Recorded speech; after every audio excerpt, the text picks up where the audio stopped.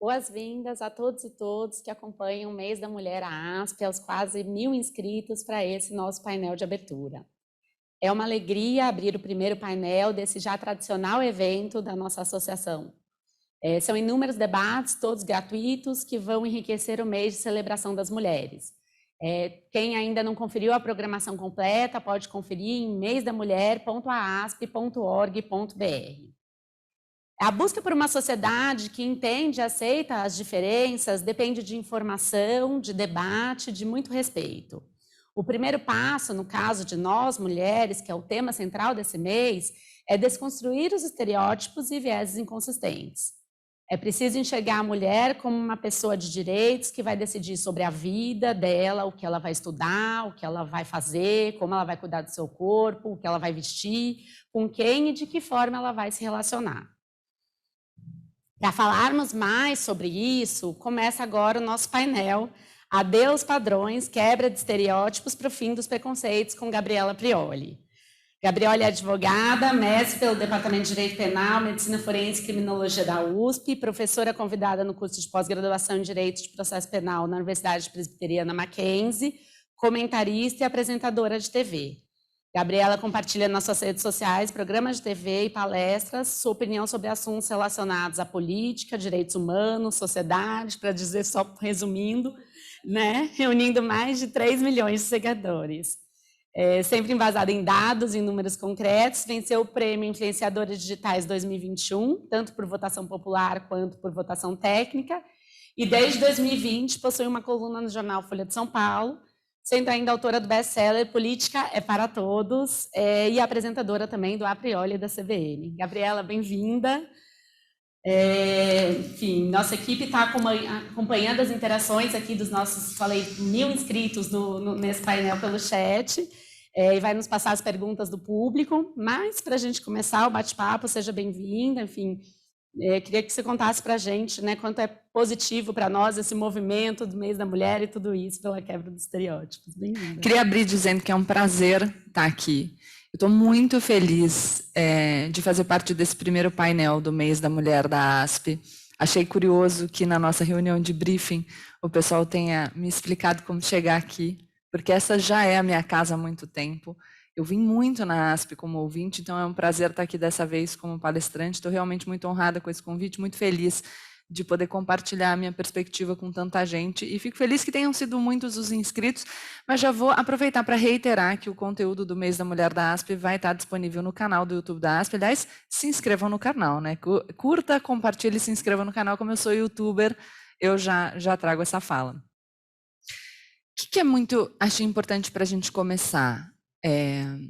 Talvez as pessoas no mês de março se perguntem sobre por que é importante a gente ainda falar do mês da mulher ou falar do dia da mulher. Eu sei que essa foi uma dúvida que no bastidor a gente conversou, que surgiu para os seus filhos, que são crianças, mas nem só as crianças ainda têm essa dúvida. Muita gente fica preocupado de, será que a gente precisa mesmo de um mês inteiro para falar sobre a questão da mulher?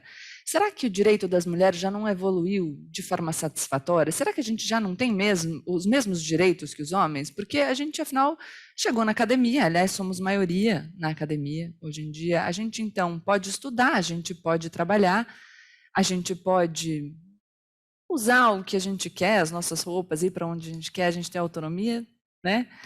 Então, será que a gente ainda precisa discutir esses assuntos? E eu acho que aqui, conversando, imagino eu, com advogados ou com pessoas que têm formação nessa área, a gente precisa muito diferenciar o que a gente conquistou no plano formal daquilo que a gente, de fato, tem como exercício no plano material. Será que essa igualdade formal, ela se comunica com a experiência vivida de todas as mulheres?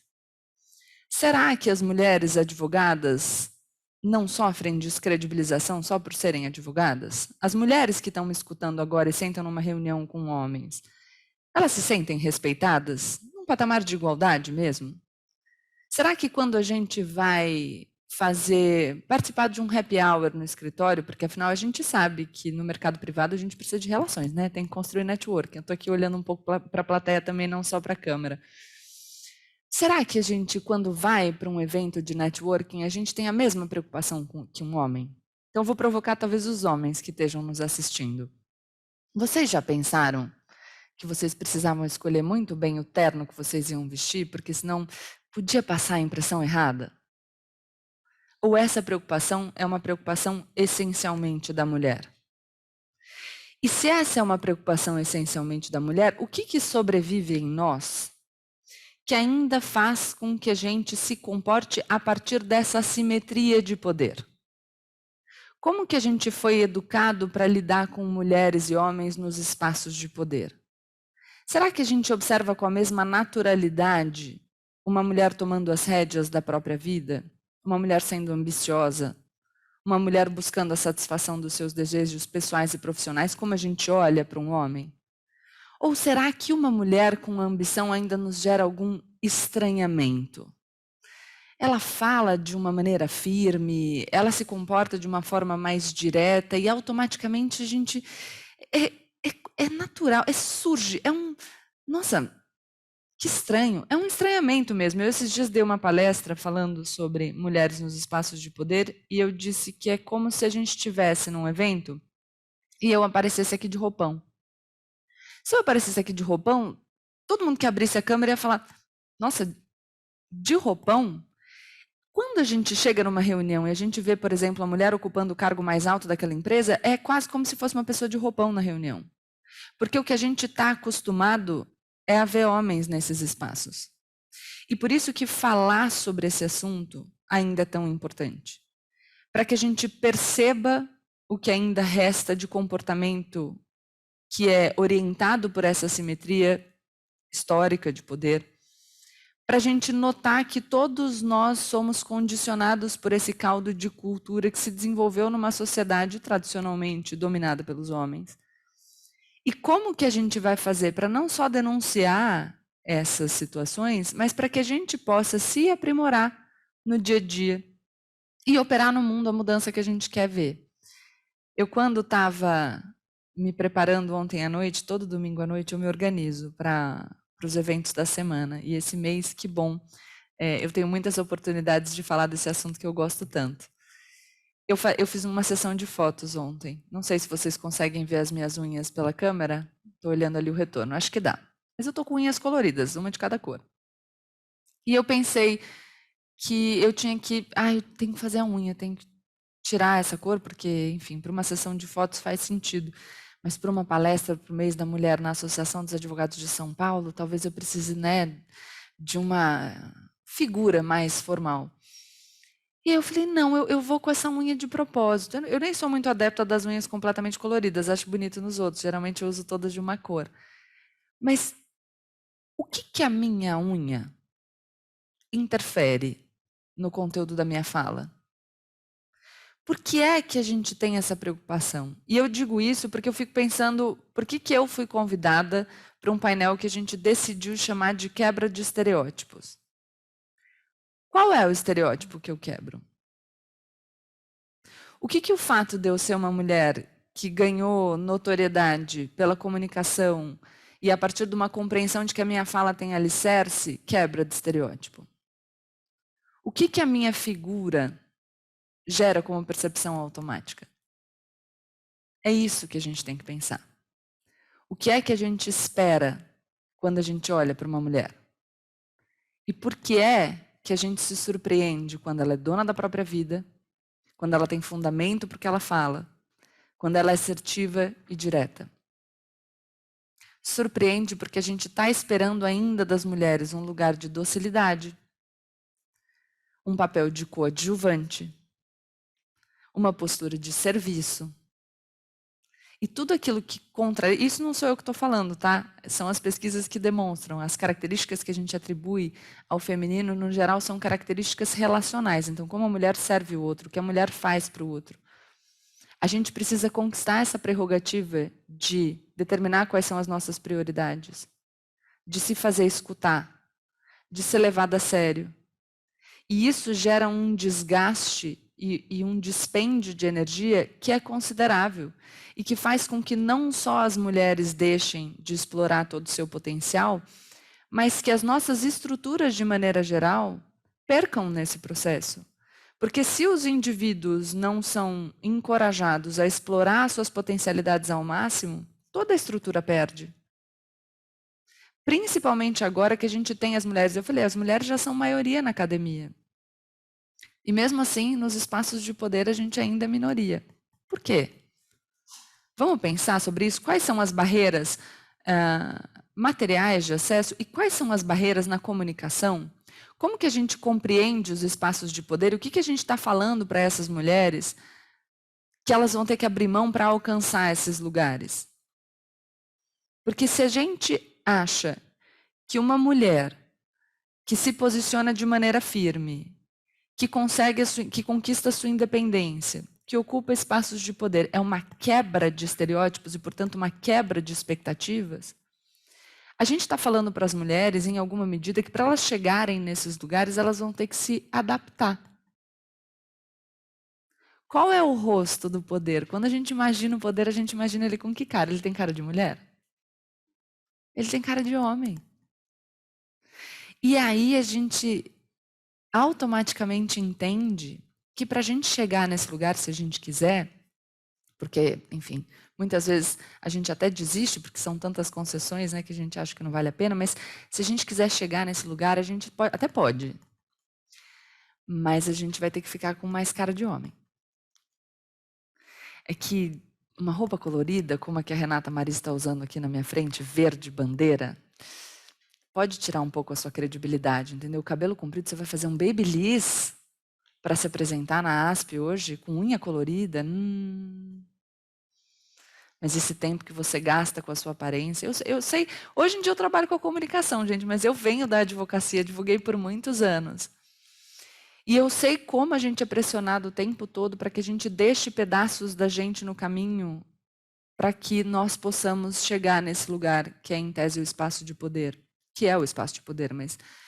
E eu nem digo, eu gosto sempre de pontuar que a minha existência, ela é um dos exemplos possíveis.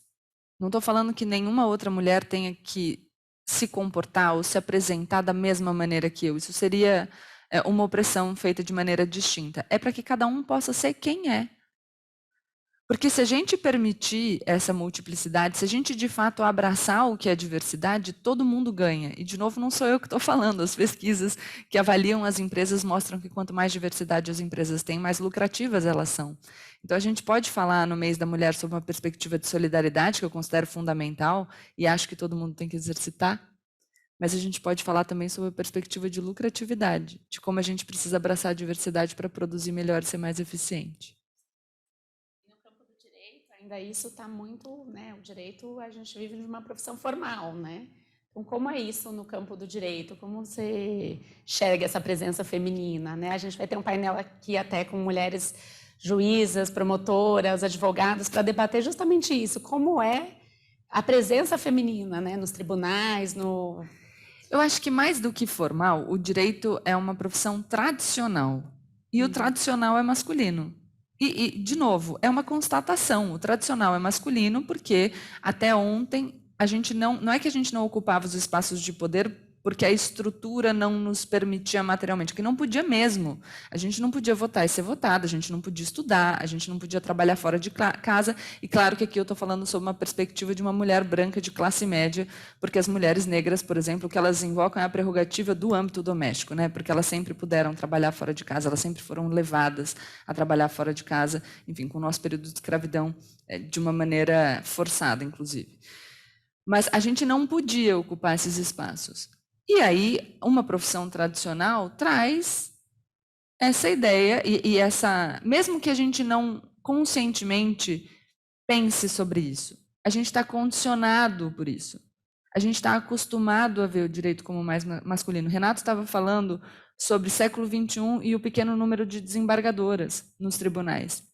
As desembargadoras ainda são minoria nos tribunais. A gente está aumentando? A gente está aumentando. A gente tem evoluído no âmbito privado, também nos escritórios? Sim, mas é um processo. E mesmo quando a gente tem a presença de mulheres, E o Renato também falou sobre a presença das ministras no Supremo, mesmo quando a gente tinha pouquíssimas desembargadoras aqui, quando a gente ainda tinha regras restritas de vestimenta sobre as mulheres nos tribunais. Mas vamos lembrar da ministra Carmen Lúcia na presidência do Supremo Tribunal Federal, falando sobre a quantidade de vezes em que as ministras são interrompidas e a comparação com os homens, e isso são estudos também feitos ao redor do mundo, mostrando que as mulheres são muito mais interrompidas que os homens nas sessões de julgamento. E para quem ainda não assistiu, é só procurar no YouTube, mas o vídeo dessa fala é muito emblemático, porque ela fala sobre um problema importante, e na época um dos ministros passava a palavra para a ministra Rosa Weber e fazia como se fosse uma concessão, e ela dizia, não, é a vez dela, o senhor não tem que conceder a palavra. E o clima ali, eu estava olhando uma notícia num portal jurídico agora, que eu queria lembrar o ano, foi 2017. E o portal diz o seguinte, o ministro, nem vou citar nomes, mas um ministro acompanhando o clima de descontração,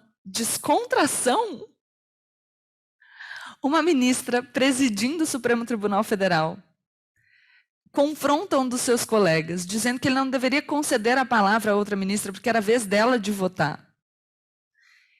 E falava sobre estudos ao redor do mundo, dizendo que as mulheres são mais interrompidas que os homens, essas mulheres que estão numa posição de poder.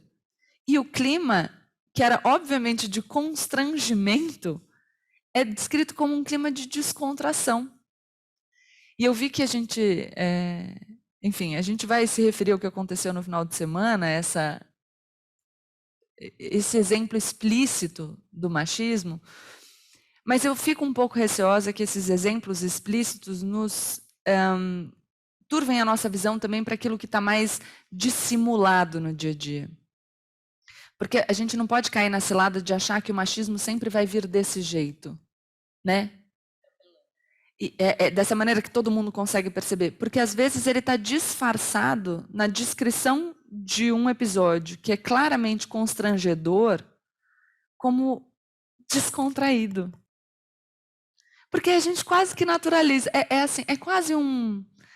Ai, olha que graça ela falando, imagina, da interrupção. E aí ele ajudou no clima de descontração. Não, ela estava dizendo de um problema, que é como as mulheres nesse espaço tradicional ainda são descredibilizadas. De como as mulheres, para serem levadas a sério, precisam insistir para que a voz seja ouvida. E de como, quando a gente tem a nossa voz ouvida, muitas vezes a gente é questionada sobre os motivos pelos quais ela foi ouvida. Eu conquistei um espaço na comunicação e hoje eu ouço algumas perguntas sobre por que eu acho que eu consegui essa voz. Será que é por aquilo que eu falo ou será que é pela minha figura? E quando eu era advogada, eu ainda sou advogada, mas estou falando quando eu exercia a advocacia. Difícil, é difícil esse papel que você é um monte de coisa junto, que você não sabe, você fica perdido nas identidades. Mas quando eu ainda exercia advocacia, eu me lembro muito de um episódio que eu tinha ido despachar com um desembargador no Tribunal de Justiça de São Paulo, e voltei para o escritório super feliz, porque eu tinha estudado muito o caso, muito mesmo. E eu mostrei que eu sabia muito do caso, o desembargador foi super aberto e a gente conseguiu discutir longamente, ainda teve oportunidade de falar sobre outros assuntos, enfim, e eu me senti prestigiada naquele momento, porque eu percebi que ele se dispôs a falar sobre outros assuntos, porque eu tinha mostrado comprometimento com o caso que eu levava para ele. E eu voltei para o escritório feliz e animada, e quando eu comentei sobre o que tinha acontecido, eu ouvi, você também, né? Bonitinha, assim. E eu não sei, eu sei que todas as... Eu estou vendo aqui, eu tenho certeza que se vocês estivessem sentadas aqui na minha frente, porque eu costumo falar para mulheres em eventos, e não é raro que a gente termine chorando, todo mundo junto, tá? Porque a gente se reconhece nessa dor. A gente tem vivências muito distintas, porque a nossa sociedade é muito desigual, e eu sei que eu falo de uma perspectiva de imenso privilégio. Mas existe um lugar de dor comum que a gente partilha e que, se a gente souber trabalhar, a gente pode usar para nos fortalecer. Todo mundo sabe o que é estudar mais que os colegas homens para uma reunião, para uma apresentação, para uma audiência. Eu, de novo, estou vendo as cabeças aqui. Saber que a gente gastou um tempo adicional, chegar lá, fazer um trabalho brilhante e ver esse trabalho ser descredibilizado porque, ou ver alguém se apropriar da sua ideia. E o que eu digo, a gente precisa mudar isso, porque todo mundo perde. Porque a gente está o tempo todo exausta. Tem uma pergunta do público aqui, eu vou a Melissa Milho. Ela fala que é difícil pensar em acabar com estereótipos, já que para dar sentido, os seres humanos tendem a identificar elementos em comum e uni-los às suas opiniões e crenças, muitas vezes misóginas. Ela pergunta, você entende da mesma forma? É possível acabar totalmente com os estereótipos e viver sem barreiras? Acho que eu precisaria de alguém aqui para falar sobre a perspectiva evolucionista com uma base científica melhor do que a minha. Mas não acho que a gente consiga eliminar completamente os estereótipos. Em alguma medida, o nosso cérebro se adapta para reconhecer ameaças. Então, a gente precisa julgar as coisas imediatamente, rapidamente, porque disso depende a nossa sobrevivência. Quando a gente vivia como nômade, mais ainda. Mas mesmo hoje em dia, a gente precisa das nossas reações instintivas a algumas situações para que a gente garanta a nossa sobrevivência. Então, natural, a gente vai ter alguns estereótipos. Mas será que se a gente está pensando ainda numa perspectiva de evolução, que a forma como a gente se relaciona hoje sobre a questão de gênero é um estereótipo que nos conduz à evolução? E eu pergunto isso porque é um estereótipo conduzido para manter o poder nas mãos de quem o poder tradicionalmente pertence. Então, a gente tem uma sociedade que se estruturou sob a lógica da dominação masculina. E aqui eu não estou falando que nós tenhamos que falar contra os homens e que os homens são malvados, tá?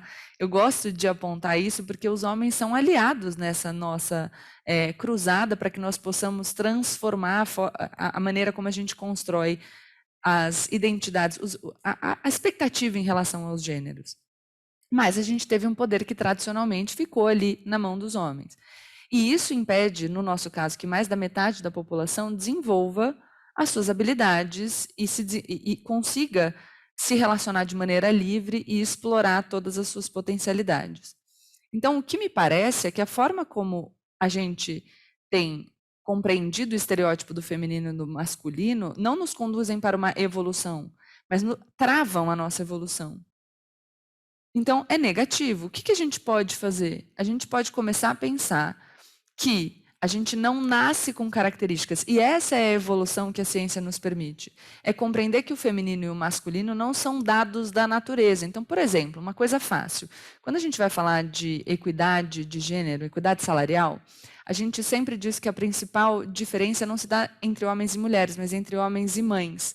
E na pandemia, a gente viu a luta pela equidade salarial retroceder muitos anos, porque a pandemia gerou o isolamento, a necessidade do cuidado, e o cuidado, tradicionalmente, recai sobre a mulher. Não só o cuidado com as crianças, mas o cuidado doméstico de maneira geral, e o cuidado também com os idosos, uma população mais vulnerável nesse período de pandemia que a gente tem vivido. Isso mostra para a gente que a gente tem uma questão de divisão de tarefas domésticas que recai principalmente sobre a mulher. Ok, então, será que o feminino tem uma habilidade superior para lavar louça? A mulher nasce tendo que pensar na compra do mercado. A gente tem essa habilidade. O que é muito curioso, né? Porque cuidar do dinheiro, cuidar das finanças domésticas, a conta que a gente vai fazer, o que a gente vai comprar, a gente consegue, mas quando a gente vai falar do dinheiro fora de casa, aí as pessoas dizem que não é para a mulher, porque a mulher não sabe lidar com dinheiro, que fica uma contradição, porque ou a gente sabe ou a gente não sabe. Se fosse um traço biológico, ele deveria se comunicar para todas as áreas da vida. Então, o que a gente percebe é que, a não ser a amamentação, que biologicamente é a mulher quem consegue fazer, o resto não é biológico, é cultural.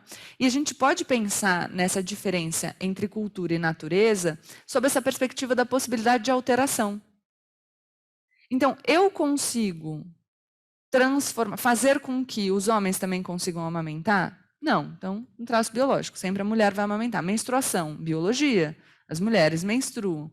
Agora, lavar a louça, cuidar da casa, organizar a compra, cuidar dos filhos, a gente construiu culturalmente a compreensão de que é a mulher que tem que fazer isso. E se a gente construiu desse jeito, a gente consegue construir de outro. E como que a gente vai fazer isso? A gente vai fazer isso cuidando das nossas crianças e dizendo não que a menina tem que necessariamente ter a brincadeira da casinha e não a brincadeira do carrinho ou a brincadeira do foguete.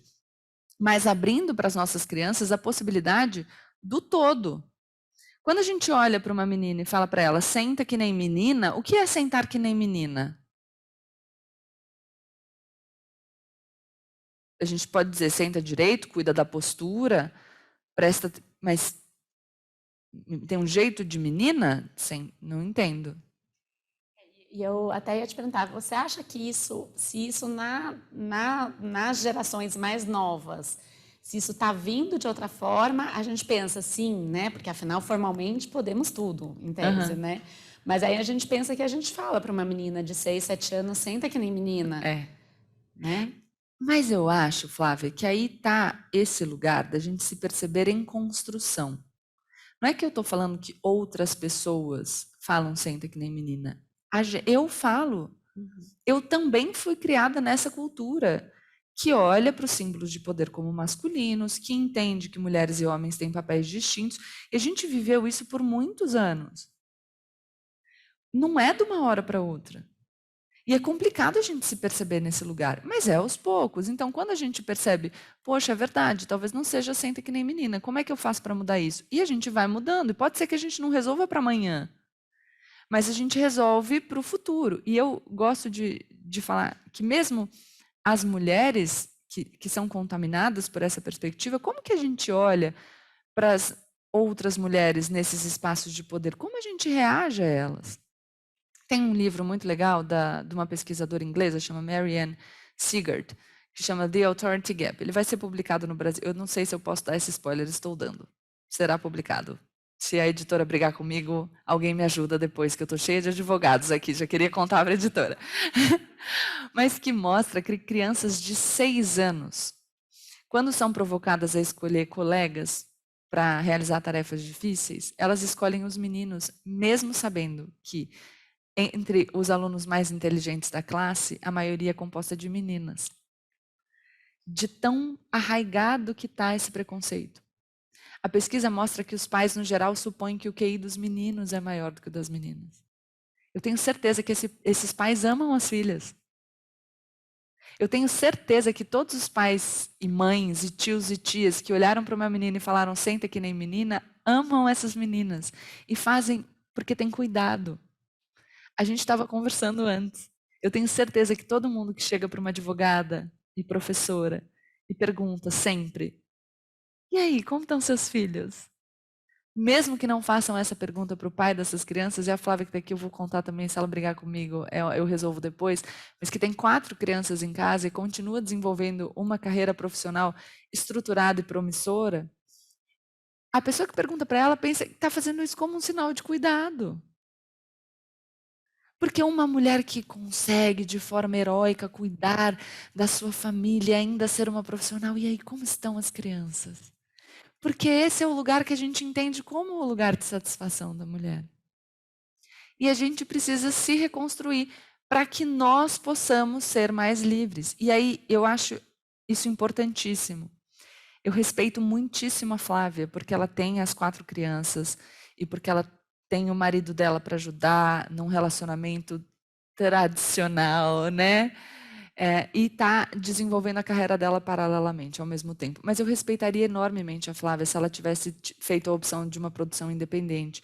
Respeitaria enormemente a Flávia se o modelo de família dela fosse qualquer outro. Respeitaria a Flávia se ela tivesse decidido dar um tempo na carreira dela para ter os filhos, cuidar das crianças. Respeitaria a Flávia se ela decidisse não ter filhos, porque quer focar só na carreira.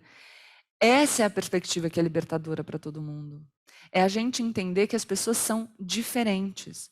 Então, que eu tenho que ter a prerrogativa de vir aqui participar de um painel com a unha colorida e vestida do jeito que eu quero, e outra mulher tem que poder vir aqui sem pintar a unha.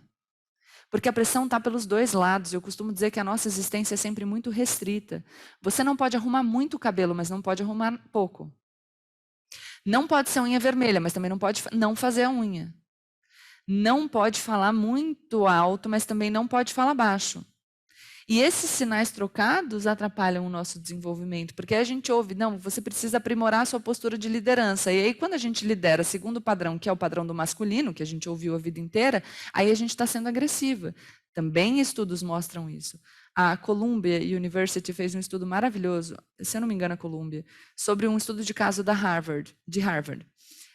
em relação a Heidi Roizen, que é uma das primeiras executivas do Vale do Silício. E eles entregaram, é Columbia, alguém lembra? É, né? E eles entregaram para os alunos essa história da Heidi. Só que para metade dos alunos, homens e mulheres, eles entregaram com o nome Heidi Roizen, para outra metade como Howard. E o curioso é que todo mundo avaliou do mesmo jeito as capacidades da Heidi e do Howard. Mas quando os alunos tinham que dizer com quem eles queriam trabalhar, mais gente queria trabalhar com o Howard do que com a Heidi, porque ela parecia meio arrogante, sabe? Ambiciosa demais. E isso é porque a gente acha que a ambição combina com o masculino, mas com o feminino, quando eu digo, porque eu gosto de verbalizar, eu sou uma mulher ambiciosa, eu vejo o rosto das pessoas assim, ó. Como ousa? Tem uma coletânea da Harvard Business Review sobre mulheres na liderança, num artigo de uma psicóloga com anos de clínica, disse que uma paciente chegou para ela e falou: eu tenho uma coisa para te contar que eu nunca contei para ninguém. E ela ficou aflita, 20 anos de clínica, falou: meu Deus, vai chegar uma história aqui que deixa eu me preparar. E a mulher falou: eu desde pequena eu escrevo e eu tinha uma sigla que eu colocava em todas as minhas poesias.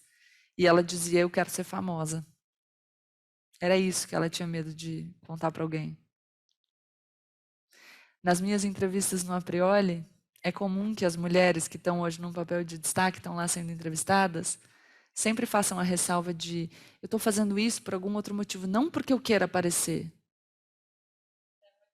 O público que está nos assistindo tá indo bem por esse lado, né? A Rodriane Paiva falou: o machismo, vou falar duas perguntas juntas aqui que se unem. O machismo velado realizado pelas mulheres é ainda mais triste que realizado pelos homens, não por ser aceitável. Mas se nós mulheres não conseguimos desconstruir, como lutaremos?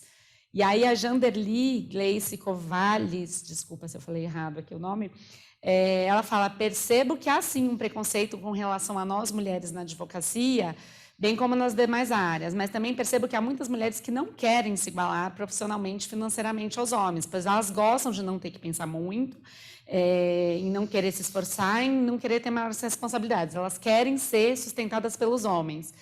E acho que isso também deve ser... Ela fala aqui que acha que isso deve ser abordado. Então, assim, esse preconceito vindo das próprias mulheres e as mulheres que, na verdade, optam por não querer ser ambiciosa e como isso é visto pelas outras mulheres, né?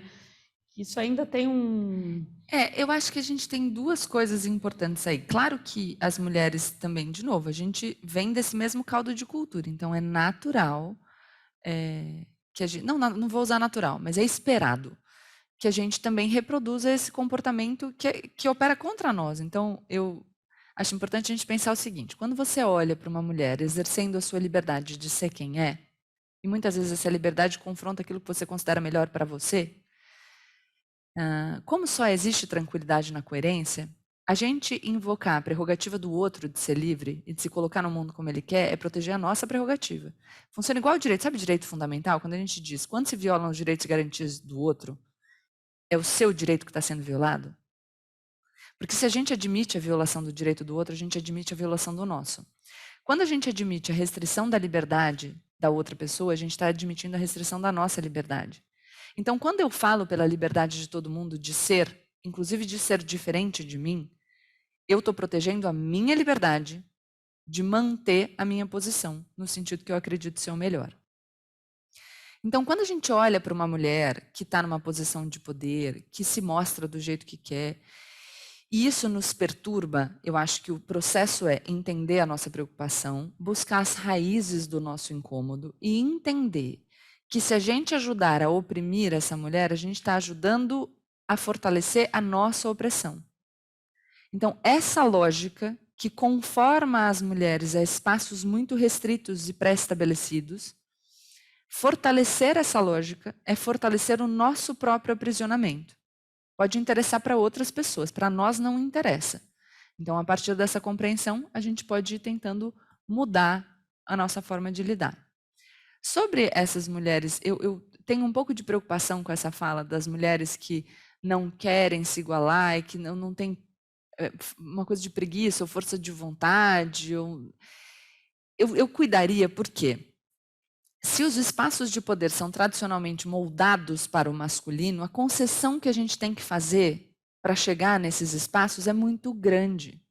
Então, antes da gente pensar que as mulheres não querem porque elas não são tão dedicadas ou fortes, será que a gente não poderia pensar que talvez essas mulheres que desistem dessa trajetória, desistem porque, de fato, a energia que a gente tem que gastar para chegar no lugar que um homem ocupa é muito maior? Em vez de a gente pensar que essas mulheres não têm disposição para essa luta, a gente não tinha que pensar que, poxa vida, é injusto que nós tenhamos que ter tanta disposição assim? Se o trabalho doméstico significa para as mulheres mais ou menos 3 meses a mais de trabalho por ano, é justo que a gente tenha que trabalhar mais 3 meses? Porque como que a gente vai dizer para uma mulher que não quer levar paralelamente uma carreira profissional e cuidar dos filhos, porque isso significa um peso extraordinário, que ela está sendo de alguma maneira preguiçosa? Poxa, será que a gente não pode ter a prerrogativa de viver tranquilo? Será que a gente tem que viver essa exaustão? E não é só no trabalho, efetivamente. Toda vez que a gente volta para casa, depois de um dia em que a gente viu a nossa capacidade de ser descredibilizada, mesmo que nós tenhamos feito um ótimo trabalho, e a gente deita para dormir e pensa: será que eu sou ruim? Será que eu sou chata? Será que eu sou difícil mesmo? Eu tenho algumas mulheres aqui e eu vou fazer esse teste, mas a gente pode fazer no chat também, se as mulheres que estão assistindo quiserem participar.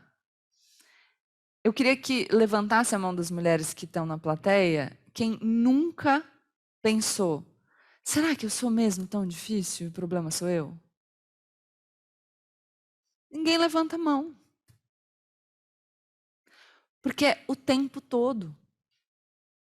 E aí uma mulher que abre mão e fala: então deixa também, vai.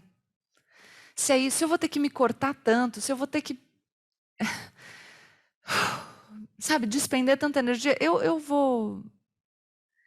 Eu não me acho no papel de julgar essa escolha, sinceramente. Eu acho que a gente tem condições distintas para se colocar nessa luta. O fato de eu me colocar nela, porque eu acredito que a gente possa mudar e porque eu sinto disposição para isso, não acho que me permita me colocar nesse lugar de quem julga escolhas distintas. Eu fico sempre nesse lugar de preservação do espaço de liberdade. Ainda que seja uma liberdade que, em alguma medida, na omissão não colabora para que nós mudemos o mundo que a gente vive. Mas eu me perceber nesse lugar de quem pode fazer algo para mudar, eu não sei, eu me sinto um pouco autoritária. Eu não gosto dessa posição. É só a problematização que eu faço. E você, como professora, né, vendo a academia crescendo, que você falou, né, as mulheres estão aí.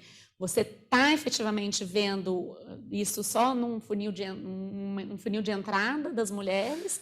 Ou você acha que isso realmente está... Eu acho que a gente tem diferenças na academia e no mercado de trabalho em relação à forma de avaliação também. Uhum. Na academia você tem nota, né? E a gente pode questionar o sistema de nota, tá? Enfim, mas a gente precisa avaliar de alguma maneira e, no geral, a avaliação está mais vinculada ao trabalho feito. Quando a gente vai para o mercado de trabalho, a gente tem uma questão de relações. Então, que tipo de relação que vai ser beneficiada? Vamos pensar, de novo, no evento do happy hour, do networking. Uma mulher tem a mesma liberdade que um homem para se relacionar com seus colegas de trabalho? Conforme a mulher vai ascendendo nos cargos, o entorno dela vai ser mais masculino ou mais feminino? Você se sente confortável nesse lugar? Ou você vai estar o tempo inteiro em dúvida se o seu comportamento foi adequado ou se você, será que eu fui amistosa demais? Então começa a ser um dificultador. Quando você não tem os critérios de avaliação tão restritos quanto os da academia, eu acho que essa transposição para o mercado de trabalho ainda dificulta para as mulheres. E claro, a gente precisa pensar também nessa dificuldade maior de se colocar nas negociações por salário, nas negociações por cargo, nas reuniões, porque o ambiente é dominado pelos homens e porque a nossa performance é descredibilizada ao longo da vida. Também existem pesquisas mostrando que os professores, no geral, enaltecem mais o trabalho dos meninos. A gente viu que os próprios pais fazem suposições sobre o QI superior dos homens. E a gente vai ser confrontada com essa dúvida sobre a nossa capacidade durante toda a nossa existência. Então, a gente acaba trazendo isso para o nosso desempenho no mercado de trabalho.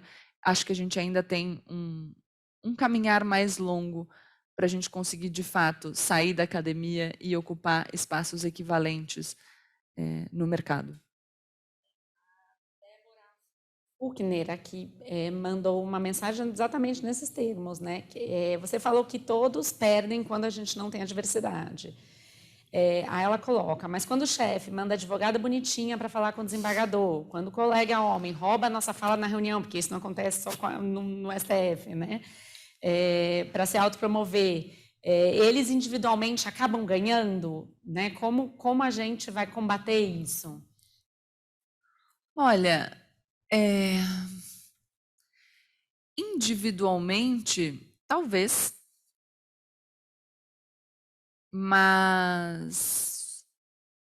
E aí, talvez o que a gente precise é trabalhar mais uma perspectiva profissional da coisa, né? Porque se um homem individualmente consegue um benefício e se projeta numa estrutura empresarial, mas essa estrutura empresarial perde, ele é um mau profissional. Se eu trabalho para uma organização e eu coloco o meu desenvolvimento individual em primeiro plano, em detrimento da organização para a qual eu presto o serviço, eu sou um mau profissional. Então, talvez a gente precise começar a falar mais sobre sistemas de avaliação de bons e maus profissionais, para que nós não tenhamos esses interesses individuais sobrepostos ao interesse da estrutura para a qual se trabalha e para que a gente consiga propagar essa visão de que, se ganhar a empresa com mais diversidade, então a solução profissionalmente mais adequada é uma solução de diversidade. E eu gosto muito dessa proposta de, mandou a advogada bonitinha falar, e para a gente também entender que existem formas diferentes da gente se posicionar. E nem sempre aparecer na palestra com as unhas coloridas é a melhor estratégia, dependendo do espaço que você ocupa. Vou ser bem clara. Quando eu comecei na advocacia, eu não ia para o escritório com as roupas que eu comecei a ir depois de uns 4, 5 anos. Porque primeiro eu comia ali pelas beiradas e consegui o meu espaço. E aí depois, aos poucos, eu fui me colocando. Quando eu cheguei na comunicação, eu também não aparecia com uma unha de cada cor. E aí eu fui galgando o meu espaço para depois poder fazer a minha afirmação. E eu acho importante dizer isso, porque muitas vezes a minha fala pode parecer um comando no sentido de você precisa aparecer com a unha colorida, ainda que o seu entorno, ainda que você vá se prejudicar com isso.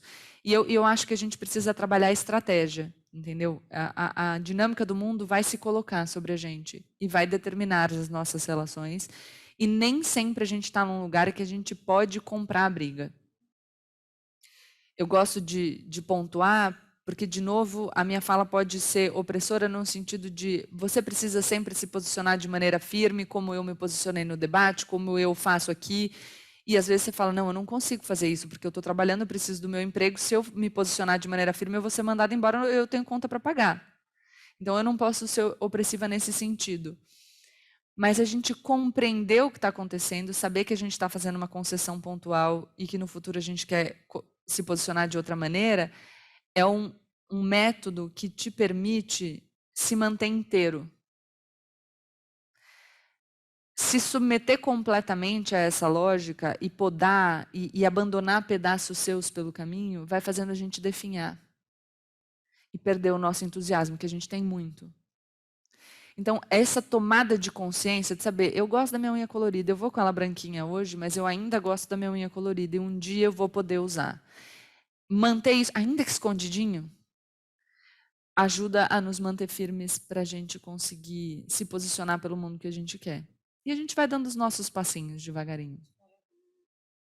Né, a gente está aqui, né, o nosso título aqui é Adeus Padrões, né? Então, assim, há padrões que a gente ainda precisa seguir, né?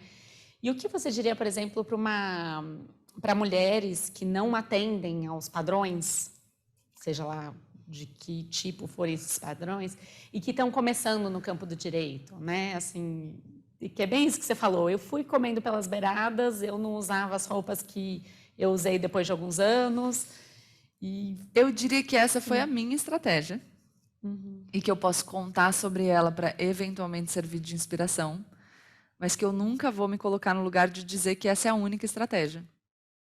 Essas mulheres que são diferentes de mim, muito provavelmente têm as suas próprias estratégias brilhantes e que com certeza vão ocupar um lugar nessa cadeira aqui para me ensinar, num futuro breve, sobre outras maneiras que a gente tem de lidar com os problemas do mundo. Eu acho que a principal mensagem para a gente se colocar em qualquer setor que seja, na nossa vida pessoal, na nossa vida profissional, é a gente saber quem a gente é. E a gente se apropriar de si no sentido de fazer as pazes com aquilo que a gente considera qualidade e defeito, e fazer as pazes principalmente com a nossa trajetória, para que outras pessoas não possam usar isso para nos fragilizar. Quando a gente se compreende de maneira muito inteira, a gente cria a consciência necessária para que nós sejamos os autores da história que a gente conta sobre nós para o mundo. E essa é a maior das estratégias. Eu posso dizer qual é a melhor forma de contar a minha história.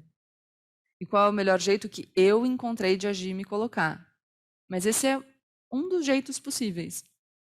Então, falar sobre diversidade é inclusive dizer que quem está chegando no mercado agora precisa olhar para o mercado, olhar para as dificuldades, saber das próprias potencialidades, saber das próprias dificuldades e entender melhor o que precisa melhorar, o que vai esconder, o que vai mostrar, se vai adotar uma postura de completo enfrentamento, diferente da minha, e se comportar segundo aquilo que é melhor para si.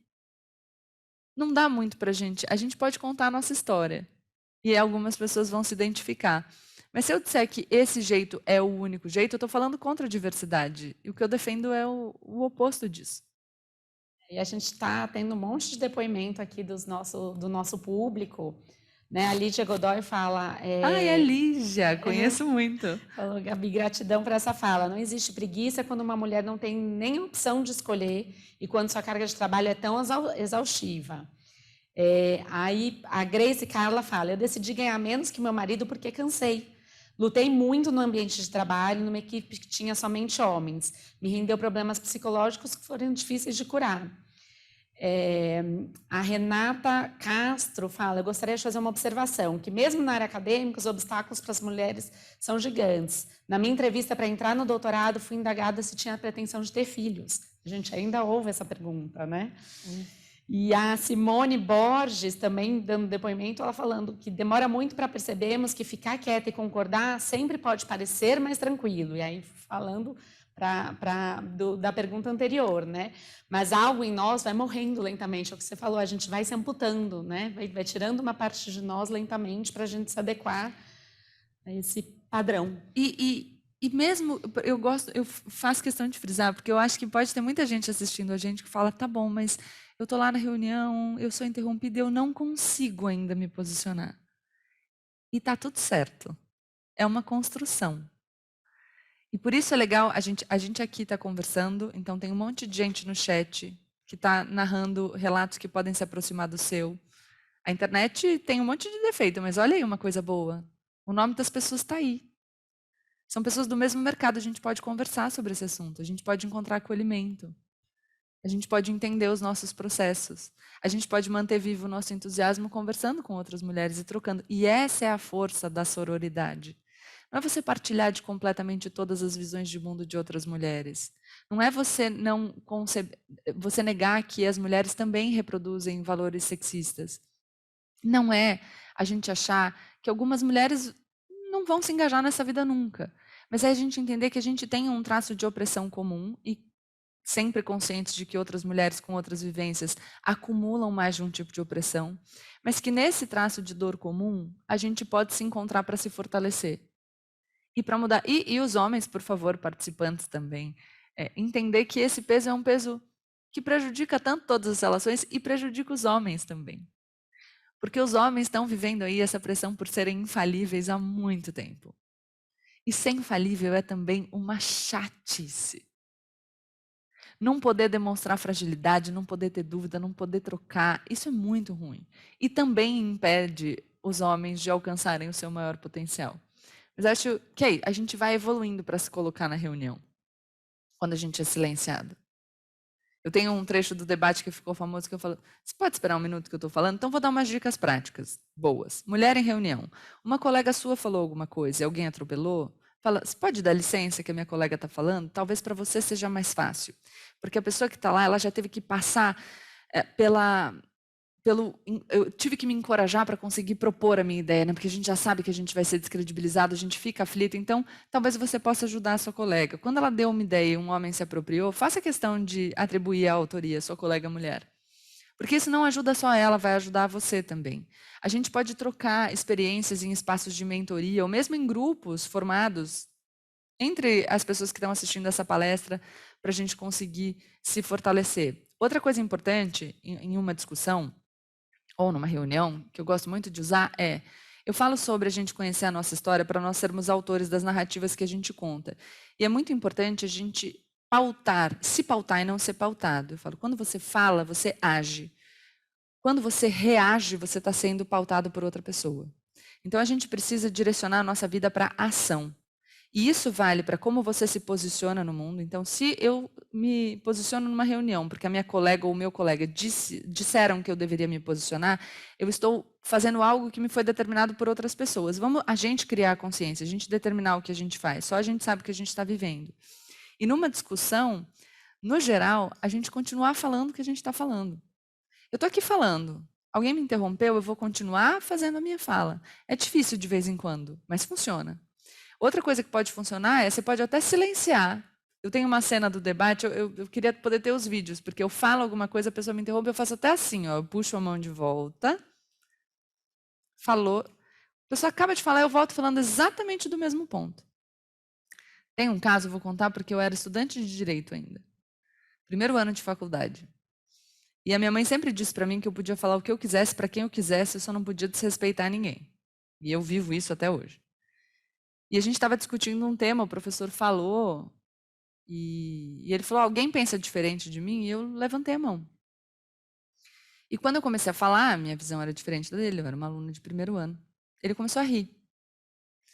E eu levantei e falei, professor, o senhor falou até agora, eu te respeitei, eu exijo que o tratamento seja recíproco. Eu não estava calma, mas eu sabia que eu tinha razão. Ele não precisa concordar comigo, ele não precisa falar que eu sou brilhante, mas ele não falou. Eu escutei. Ele perguntou se alguém tinha alguma coisa para falar. Então, agora é hora de me escutar. A gente está vendo aqui pelo público que tem vários homens também nos assistindo, que é muito bacana, né? E até um deles é o Luiz Lorido, falando que é um aprendizado difícil, tanto para homens quanto para mulheres. Mulheres são mais, segundo ele, mulheres são mais competentes que os homens em quase tudo. Não precisam se masculinizar ou se tornar arrogantes para ocupar os espaços de direito. A Gabriela é muito mais competente do que a maioria dos homens que conheço. Como avançar, e aí perguntando já para o nosso fechamento, né, como avançar para homens e mulheres para evoluir e dissipar esses estereótipos, né? Como a gente vai avançar, na verdade, para ter uma sociedade mais igualitária, né? No fundo é isso. Olha, eu agradeço. Como é o nome dele? Luiz Lorido. Eu agradeço ao Luiz, mas eu só quero apontar para a cilada de, às vezes, a gente dizer que as mulheres são mais competentes porque a gente parte desse lugar de naturalização de comportamento de gênero. Então, aquela coisa assim, é importante mulheres na política porque as mulheres cuidam, têm uma visão mais solidária. As mulheres têm uma visão dessa maneira porque elas foram educadas desse jeito. Então, tudo bem a gente defender que, transitoriamente, elas ocupem esses espaços porque essas habilidades adquiridas nesse caldo de cultura que determina comportamentos a partir do gênero são importantes agora, para esse período de transição. Tudo bem, mas cuidado para não naturalizar comportamento, porque senão a gente desconstrói a ideia de que isso é uma construção cultural. E depois, acho que quando a gente fala, e eu agradeço muito, de novo, Luiz, muito obrigada por me achar uma pessoa competente, mas quando a gente diz a Gabriela é mais competente do que muitos homens que eu conheço, a gente está partindo de uma régua de competência que admite uma habilidade só, entendeu? Eu sou competente em algumas áreas, mas eu sou muito ruim em outras. E a gente precisa entender mais a nossa existência como complementar. Eu não estou dizendo aqui que não existam pessoas, porque a gente falou da preguiça, que não existam, de fato, pessoas preguiçosas. Mas a própria compreensão da preguiça é uma compreensão num espaço em que talvez a pessoa não queira a mesma coisa que você. Sei lá, eu trabalho pra caramba, tem gente que não quer trabalhar tanto. E essa decisão tem que ser legítima. concordo com vocês que quando uma pessoa se compromete com um trabalho e não entrega aquele trabalho, isso é um problema porque ela prejudica todas as pessoas que estão dependendo daquela estrutura. Mas lembra que eu falei da existência tranquila só existe na coerência? É isso. Se eu quero invocar para mim a prerrogativa de viver uma vida tranquilona, eu não posso me comprometer com mais do que eu estou disposto a entregar e, com isso, fazer com que outras pessoas tenham que trabalhar além do que se comprometeram para sanar a minha deficiência. Porque aí eu estou sobrepondo a minha existência à existência de outras pessoas.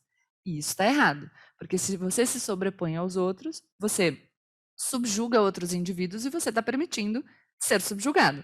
Então, é essa existência num equilíbrio que a gente tem que buscar. Você quer uma vida mais tranquila? Nenhum problema. Então, você tem que assumir essa sua opção por uma vida mais tranquila e não criar uma demanda adicional para outras pessoas que não tem nada a ver com isso. Mas é uma opção legítima. E a gente entender mais que as pessoas são competentes em áreas distintas, em coisas distintas, com habilidades distintas. E é só compreendendo de fato que essa diversidade é rica que a gente consegue explorar isso ao máximo. Então eu fico feliz de ser uma pessoa que faz o melhor que pode em tudo aquilo que se coloca e que vive segundo aquilo que considera que é melhor para si. Acho que essa é a minha grande competência. O de defender minha ampla liberdade para viver segundo aquilo que eu acredito. Mas eu tenho certeza absoluta que a nossa existência não é um ranking. De novo, agradecendo ao Luiz, porque eu sei que ele foi muito gentil. Mas não é um ranking. A gente não está aqui disputando com todas as pessoas. A gente disputa em algumas situações. Mas a gente pode colaborar com capacidades e competências distintas. Obrigada, Gabriela. Está dando nosso tempo aqui. Eu falo muito também, o que não é uma característica só feminina. Tem muitos homens que falam muito, então eu vou encerrar. Eu tenho uma poesia do Fernando Pessoa que eu gosto muito, que eu cito muito, mas eu acho que nos ajuda nesses momentos em que a gente percebe que avançou, mas que ainda tem muito para a gente caminhar, e que a gente não consegue vislumbrar um horizonte definitivo. Como diria o poeta, não há caminhos, o caminho se faz ao caminhar, então a gente vai estar sempre construindo. Quando a gente resolver esses problemas sobre os quais a gente debate hoje, novos problemas surgirão. E a gente vai precisar apontar novas soluções, mas que bom, isso mantém a gente vivo, mantém a gente trabalhando, mantém a gente pensando. O que não dá é para a gente perder o entusiasmo. A gente tem que se manter engajado em algo que a gente acredite, ainda que nós não consideremos que os problemas vão se resolver no tempo em que a gente vive. E ele fala o seguinte: o que há em mim é sobretudo cansaço. Imagino que todo mundo se identifique. E depois ele termina para dizer: há sem dúvida quem ama o infinito, há sem dúvida quem deseja o impossível, há sem dúvida quem não queira nada. 3 tipos de idealistas, eu, nenhum deles. Porque eu amo infinitamente o finito. Eu desejo impossivelmente o possível. Eu quero tudo e um pouco mais. Se puder ser, ou se não puder ser.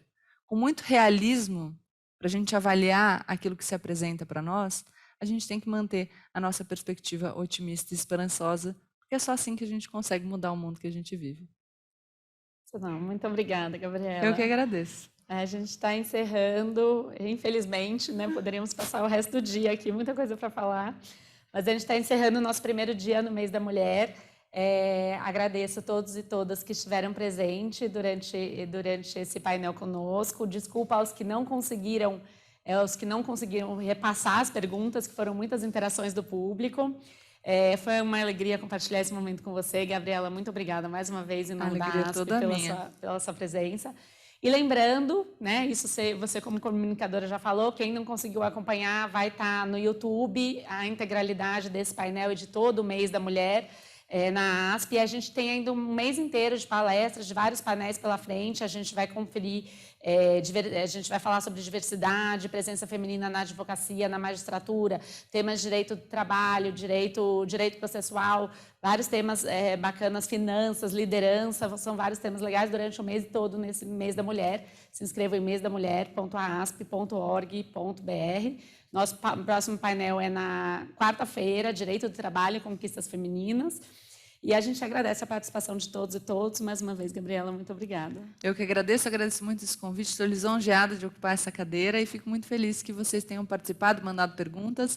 E é isso, aproveitem também o mês da mulher da ASP para perceber quem está aí em todos os painéis, né? Que aí vocês formam. Obrigada.